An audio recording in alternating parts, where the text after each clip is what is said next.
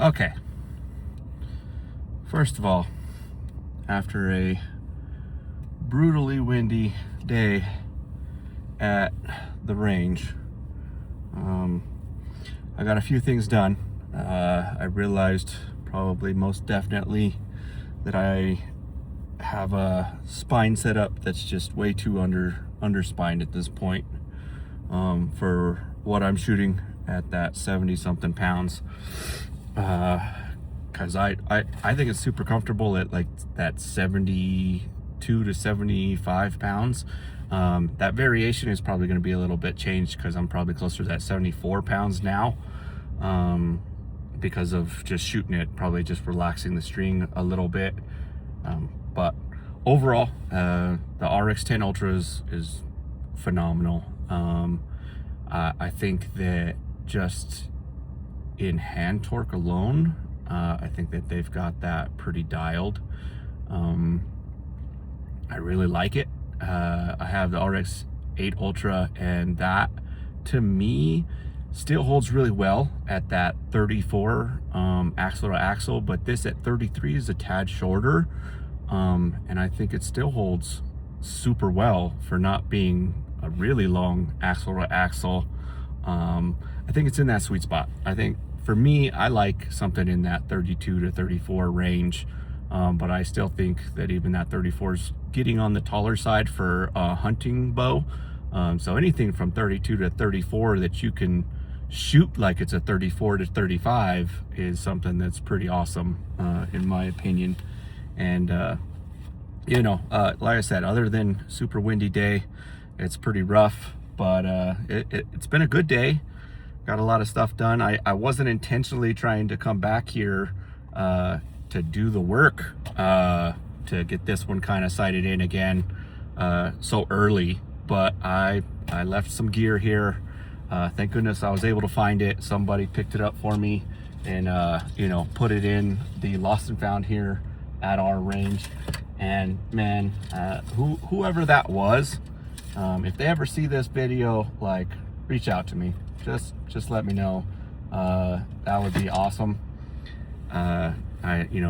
If anything, I'm not gonna make any promises, but if somebody reaches out and tells me exactly what was in this bad boy, we could talk about it, because I think that was probably the best thing that has happened to me in a while. So losing some gear and being so stressed out, I was like, man, that sucks. But at the same time, I was like, man, you know what? Honestly, it's archery gear. So if somebody needs it and they picked it up and they're like, man, that's a great find, I really hope they enjoy it. It's been with me for a long time now, and I've taken good care of it, so it would last. It's gonna last for a long time. But that was just an awesome part of today. That was the icing on the cake on top of being able to go back out to the range and shoot. I think I got my 3D / backup bow hunt pretty much dialed. I think that thing is, honestly, if somebody was like, hey man, I'll give you a hunt right now, that might be the one I would take over the RX10 Ultra right now. Just because I'm having some issues with the arrows not tuning the way I want them just yet. And like I said, this is probably like pre-tuning. This is just stuff that I'm gonna start messing with to really get this set up, hopefully forever. I tend to mess around with a lot of stuff, but I think I've messed up enough situations as far as like changing things last minute that I really want to get a really nice arrow dialed in for hunting, that I honestly don't have to change too much. I'm more leaning towards keeping things perfect in consistency. I'll change out broadheads. I'll probably go to a different 100 grain broadhead at some point. There's a couple out there right now that I've been wanting to try, just because, man, some of these things are mechanical, and they're blasting through animals and putting them down fast. And honestly, that's the goal, is to make sure that animal doesn't suffer long periods of time after a shot. Good shot placement with a super sharp broadhead. That's my overall goal. The less that animal has to be in pain is better for me, especially mentally as a hunter. I don't want anything to suffer at all. If I can avoid it and make that minimal, then I'm going to, and get my equipment to that level.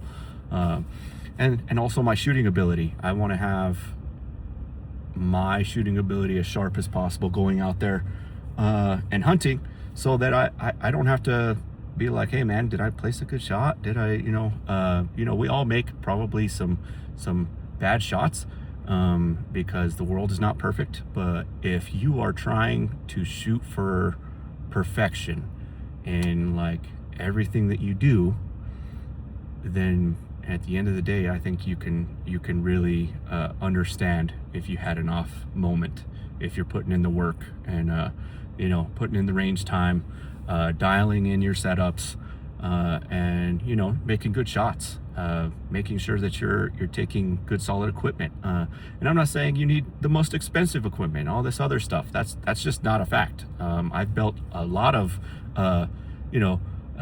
cheaper bows, lower end bows, if you want to call them that, and they've killed plenty of animals. If that's what you can afford, shoot it, but tune it. Make sure that you're dead on with that thing out to however far you're feeling comfortable with it. My 80-pound bow, when I got to the end of that, I was shooting that thing consistently out to 120 plus, just for fun, because I was so confident in that setup. And it really wasn't that hard to get to that 78 pounds on that draw cycle for me at 29 and a half. Like it really, the full 80 sometimes, when I really got up there, had my 300 spine axis do some weird wobbly stuff sometimes. So I had to make sure that I was never at that full 80.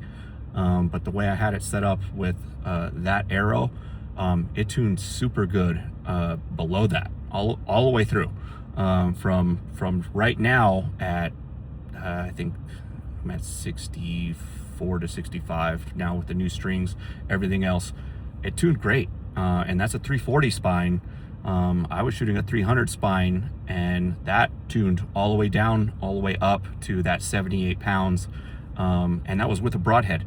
And it was consistent. I mean, I set up broadhead tuning, and I took it all the way back to, I think, right at that 90 to 100, and I was sinking them, within a good area of a pie plate, and that's with broadhead, and that was after just making those minor adjustments to tune that broadhead exactly for my hunt. I tend to do that early. I tend to do that maybe like 2 months before I even get ready for a hunt, and then I adjust my sight for just a regular arrow, and I don't say, like, I don't change anything. Once it's tuned, it's all set. Maybe if it flies a little bit differently, I kind of just aim a little differently. I have to adjust for the broadhead at that point for practice, because I'm not shooting broadheads into practice targets and stuff like that and tearing them up. That's just, first of all, it's rude, but it costs the range money when you do that kind of stuff. I just don't do it. I'm not gonna do it. I have broadhead tuning stuff. I have broadhead targets that I bought for that reason. I'll bring that out here if I really want to go out and set it up somewhere. But there's a broadhead range here that you can bring your own little bag and shoot into it, and that's your stuff to destroy. It's a better way to do it anyway. I have some soft ones that they do great in catching that broadhead and not fully damaging them. Even some mechanicals, I've shot some mechanicals into them, and it's been great as far as pulling them back out. If I need to replace the blades, I replace them just because I want the sharpest ones, or I'll take a couple, whichever one I use, and I'll use one consistently on certain arrows until I really get to the fine point, and then I'll tune those in as much as possible, because I just want those to be my 6 to 12 hunting arrows that are going to be what I use, and I just balance those out perfectly as close as possible.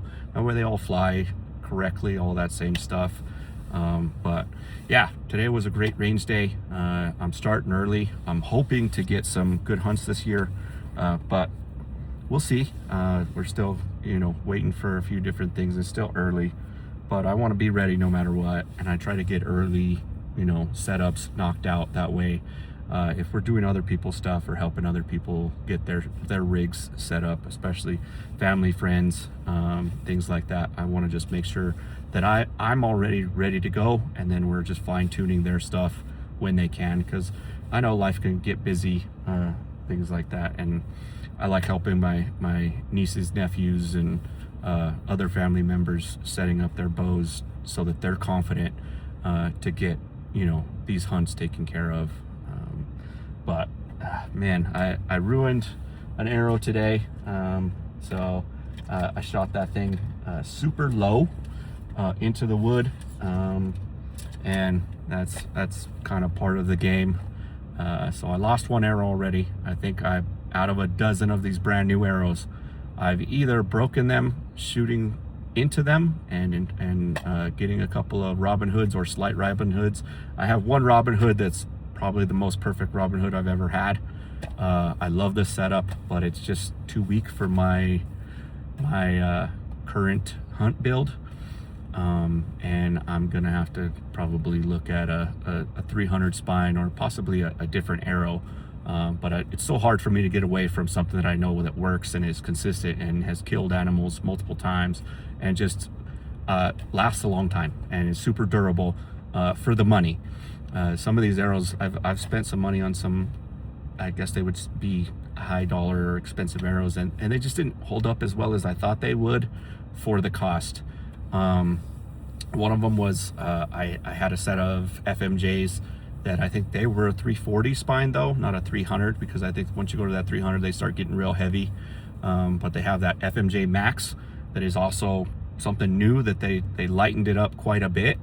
I'm hoping at some point they will use some of that same information and try to make the axis again, but make it a hair lighter in that 300 spine. But wishful thinking, because they're always coming out with new stuff all the time. I know they have the new 5.0s and stuff like that, and people are really liking them. But for me, I've already seen a few of them. They break real easy. I'm sorry, I'm not the best shot, and when I'm tuning stuff and I'm setting things up, sometimes I have a bad shot and I hit something that should be forgiving and it's not. When my arrow snaps into pieces, I don't really like that.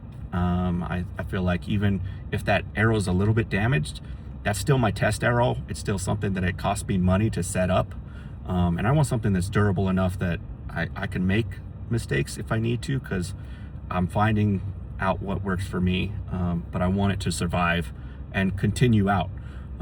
In fact, I've used some of my test arrows to go hunting, because I didn't actually hit anything with them and they were still just flying so good.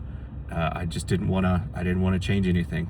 That consistency stayed with that build, and I still have them. I still have them all set up, ready to go. They may be the ones I lean back on and just go with that setup, because I know what works and it's super solid. So, ultimately it's what you're comfortable with, what you can afford, and what you can do. But practice makes perfect. That's no lie. And you can do it all the time, even if it's in the backyard at 10 yards, 5 yards. Getting some reps in, that's really what matters, because I'll tell you, the consistency of that, your confidence before a big hunt or an expensive hunt or any kind of hunt that is costing you time and money is the major difference in changing it all. So, yeah, just a great day today. I know I'm just kind of BSing at this point for this video. It's just too windy outside. I tried to do a video just real quick talking about the bows. I had to put them away. There's too much dust and stuff flying around. Today was still good. I got to get some pretty decent shots, but one of the things I found out for sure today is that these arrow setups are not great for the kinetic energy that bow is producing. I'm gonna have to kind of go back to the drawing board, because I'm really trying to incorporate a lighted nock this year for a hunt. Even if I get one hunt, I want to have it. I really like being able to have that visual aid. Sometimes when I'm separated and I'm doing my lone hunts and stuff like that, I want to be able to see where that arrow is traveling. and I just want to make sure that I'm doing everything that I can to be as consistent as I can with that new setup. Those knocks tend to be a little fat, and you know, that fitment can be a little bit weird, and that change alone, you know, if you're setting up something with completely different knocks and then you end up switching to the lighted knocks, don't ever do that. I did that one time before a hunt because I was like, oh yeah, it'll be easy. It's not. It tunes differently. You'll have issues with knock pinch, guaranteed. Don't do that. Don't change last minute, even if it's like 3 months before your hunt. Don't do it. It caused me a lot of headaches at that point. But me starting early, I'm trying to get the kinks knocked out. I'm trying to lock it down. I'm also adding not only that lighted knock, but like a 4-fletch configuration that is adding weight to the back of my arrow. So I'm trying to look for something that's going to give me the overall stiffness that I need, because you're adding that weight back there. It can add to the stiffness as well, but it could also mess with a few things because you don't have that weight up front. But the overall weight of the arrow has been more consistent than me chasing FOC. You know, that I've had some really great FOC builds, but honestly, I just built them light. I built them as light as possible to fit what I was setting up, and they came out great. But that's not always the case when you're trying something different and you're just playing around with stuff. I'm more consistent with a 4-fletch. I can be very, very consistent with like the 3-fletch. I've used Blazer vanes for a long time, and I'll still shoot those because that's like my ultimate hunting setup. It's super light, but I did find that I get probably more actual wind drift with the 3-fletch, and the only thing that I can really think of that would be an issue, especially in the wind here, even for a slightly heavier arrow, is that it's able to sustain itself in flight, but then get pushed around a little bit more because it's not getting the full spiral started right away. And I can see the spirals on these 4-fletches with, you know, the helical, and it just starts spitting immediately, and I'm not losing a lot of speed by going to it. It's just I have to find the right dialed in tuned setup that's going to work for me. And it's been kind of a long journey already. I've shot a bunch of them that tuned really well, but they were just so heavy, and then it really slowed down my arrow. I don't have the fastest bow in the world, and I'm kind of okay with that. There's a give and take when it comes to speed as well, but I have a really great setup, I think, this year and the last couple years that have been consistent. They draw really nice. I do have shoulder issues, and it's not from archery, it's from other things, as well as I've had major surgery on my right arm as a reconstruction, and I'm just grateful to have functionality, and I'm trying to use it at its best potential, just in case I might not be able to in later years. But yeah, having a good time setting up the RX-10 Ultra. My eyes are burning from all the dust today, but other than that, like I say, every day at a range is a good day, whether it's a shooting range or an archery range. It's a good day, being able to do that, and I feel blessed to be able to do some of this stuff. You know, I'm just grateful, very grateful for that kind of stuff.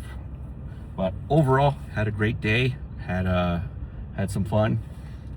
I can't wait to actually get back out here. I'm just glad I didn't leave anything. I actually did a quick walk around to make sure I did it, but it happens. But I'm just glad that people have a little bit of integrity and honor about, you know, returning stuff. And man, that just blew my mind. I was just super happy, a little bit more faith in humanity restored. But you know, great day. Things are turning out great. I have some more stuff coming. I'm actually looking at the drop-aways that I have set up that I've used, and I actually have 3 variations that I'm probably going to go over, just looking at them and how I've set them up and what they're used for, and how they've been and how they've performed for now literally years, and not having any issues whatsoever once they're set up and they're set up correctly.